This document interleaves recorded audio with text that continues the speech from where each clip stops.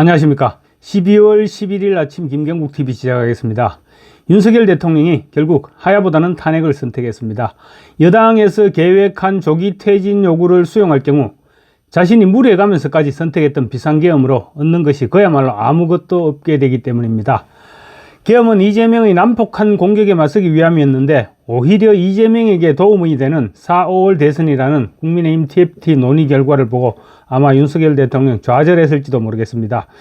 윤 대통령은 아마 초대형 변호인단을 이미 구성 중이며 TF팀이 준비하고 있는 2월 하야 4월 대선, 3월 하야 5월 대선, 그러니까 2, 3월 하야보다는 탄핵 소추를 당하더라도 직무정지 상태에서 법정 대응을 하겠다, 그런 입장인 것으로 전해지고 있습니다.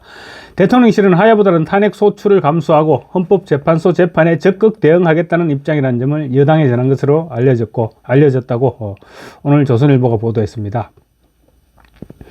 윤 대통령은 탄핵 소추 시 헌법재판소에서 비상계엄의 합법성을 다투겠다, 이런 입장으로 알려졌습니다. 윤 대통령이 이런 입장을 공식화할 경우 14일로 예상되는 윤 대통령 2차 탄핵 소추안 표결에도 영향을 미칠 것으로 보입니다. 탄핵 표결 참석 여부와 찬반을 놓고 여당 내부의 진통이 불가피할 전망입니다. 14일 탄핵안 표결 결과는 한동훈 대표의 입지와도 직결될 수 있습니다. 한 대표가 탄핵 찬성 입장을 밝힐 경우 장동혁 최고위원은 아마도 공언했던 대로 자기가 공언을 했죠. 탄핵안이 가결되면 최고위원직을 사퇴하겠다고. 그래서 공언했던 대로 최고위원직을 내려놓을 가능성이 높아 보입니다. 만약에 장동혁 최고위원이 최고위원직을 내려놓게 되면 김민전, 김재원, 인요한 최고위원 3명이 사퇴해버리면 한 대표 체제는 와해됩니다. 이미 원내대표는 사퇴를 했죠. 사퇴를 했고 또 누가 선출되든 간에 장동혁 최고위원이 직을 내려놓는 것과 타이밍을 맞춰서 직을 내려놓게 되면 한동훈 지도부는 의결 정족수 구성을 하지 못하게 됩니다. 새로 선출되는 원내대표가 누구든지 지금으로서는 권성동이 유력해 보이죠. 어쨌든 원대가 동참하게 되면 5명의 최고위원이 골석이 되고 한동훈 지도부는 와해가 된다는 것이죠.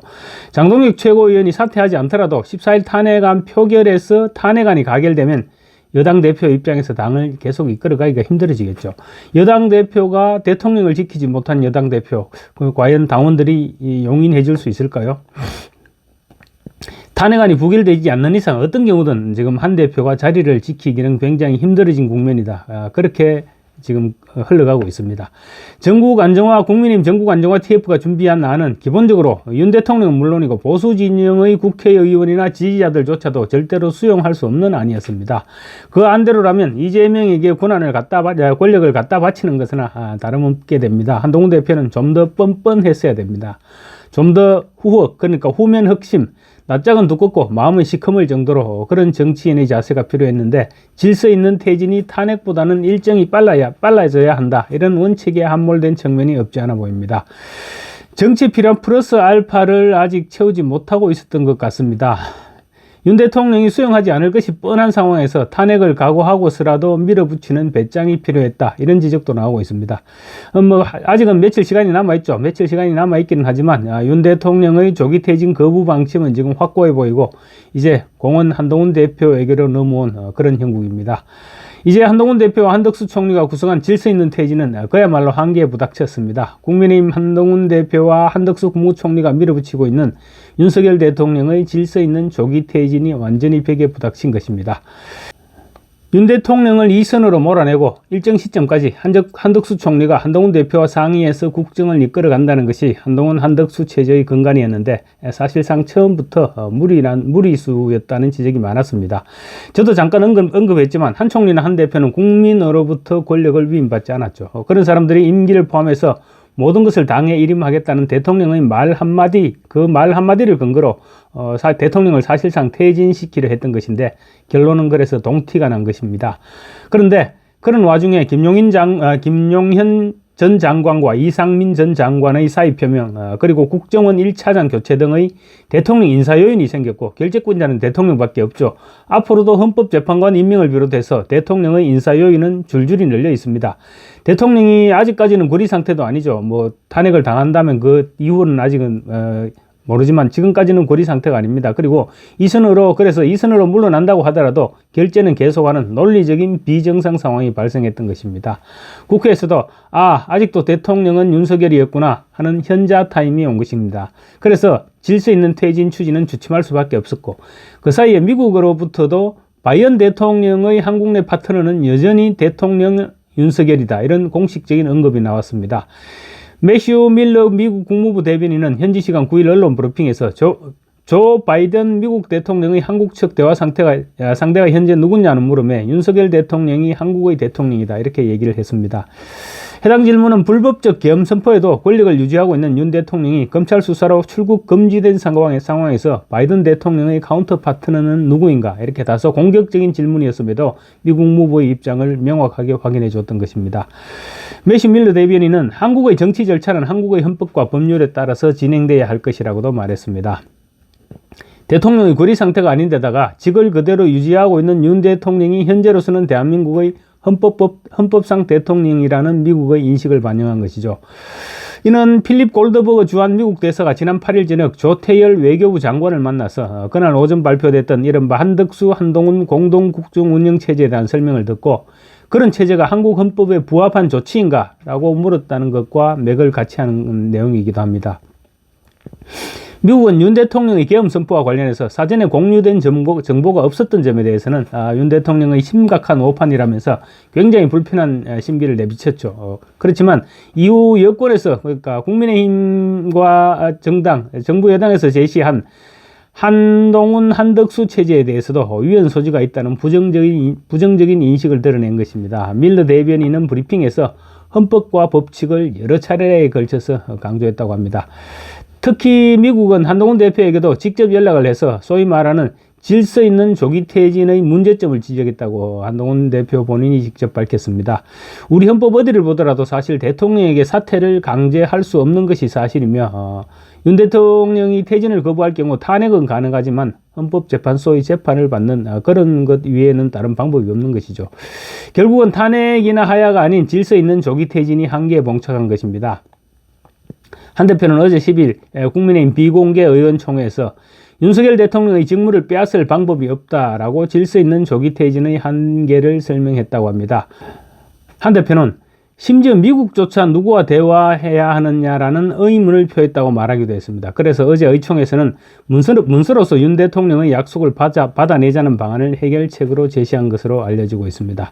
한 대표는 질서 있는 조기 퇴진론의 큰 맹점은 퇴진하기 전까지 몇 달 동안 윤석열 대통령이 대통령직을 유지한다는 것인데, 국무총리에게 직무를 맡겨도 최종적으로 윤 대통령 본인은 오케이, 그러니까 본인은 그대로 따르겠다고 하는 약속을 문서로 받아내는 방법밖에 없다는 것입니다.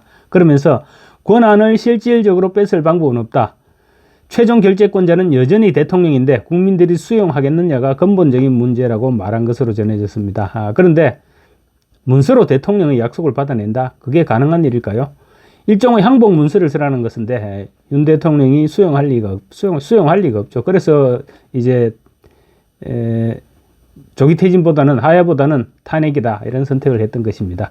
어쨌거나 한 대표는 의총에서 대통령의 선의에 기댈 수밖에 없다고 밝혔는데 윤 대통령은 정면 돌파를 하기로 결심을 한 것입니다. 한 대표는 특히 이미 미국에서 현재 상황에 대해 의문을 제기했다고도 설명했습니다. 한 대표는 누구로부터인지는 말하지 않고 아마 주한 미국 대사가 아니었을까 싶은데, 어쨌거나 미국이 누구와 대화해야 하나, 윤석열 대통령이냐 한덕수 총리냐, 이런 질문을 직접 받았다면서 미국이 보기엔 군 통수권자인 윤 대통령일 수밖에 없다고 인정했습니다. 이 지점에서 한번 짚고 넘어가고 싶은 것은 과연 미국이 위헌적 소지가 있다는 판단 하나만으로 한동훈 한덕수 체제에 대한 의문을 제기했을 것이냐, 이런 부분입니다. 한동훈 한덕수 체제가 지향하는 전국 안정화 대책에 대한 불편한 생각도 반영되지 않았겠느냐는 것입니다. 미국은 한국 정부의 안정을 누구보다도 희망합니다. 동맹국이 안정돼야 동북아시아에서의 미국의 정책도 안정적으로 추진할 수 있게 되는 것입니다.